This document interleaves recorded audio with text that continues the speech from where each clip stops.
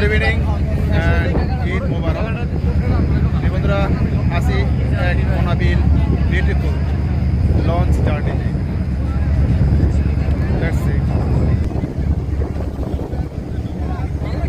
প্রিয় বন্ধুরা, এখন আমি আছি সদরঘাট বুড়িগঙ্গা নদীতে। দেখতে পাচ্ছেন এবারের বুড়িগঙ্গার নদীর পানি কিছুটা আগে থেকে স্বচ্ছ। এক সময় এই নদীর পানি একেবারে কালো ছিল। মানুষ আতঙ্কে থাকতো, যদি এই পানিতে হাত পা লাগতো তাহলে যে কোনো ধরনের রোগ আক্রান্ত হওয়ার সম্ভাবনা বেশি থাকে। এখনকার যে পানি আপনারা দেখতে পাচ্ছেন এটি একবারে স্বচ্ছ।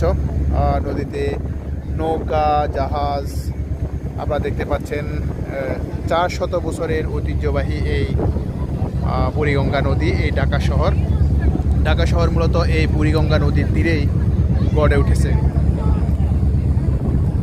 আমাদের সবার হৃদয়ে আনন্দ বিরাজ করতেছে, বিকজ আগামীকাল ঈদ উল আজহা। পরিবার পরিজন নিয়ে সবাই এই ঈদ উল আজহা উদযাপন করবে, আমরা এটি বিশ্বাস করি। এবং কোনো ধরনের দুর্ঘটনা ছাড়া, সড়ক নৌ বিমান যে কোনো ধরনের দুর্ঘটনা ছাড়া এবারের যাত্রা হবে নির্বিঘ্ন। আমরা এটি প্রত্যাশা করি সমগ্র বাংলাদেশি মানুষের জন্য এবং সমগ্র বিশ্ববাসীর জন্য। সৌদি আরব সহ মধ্যপ্রাচ্যের অনেক দেশে আজকে ঈদ উল আজহা উদযাপন হতে যাচ্ছে।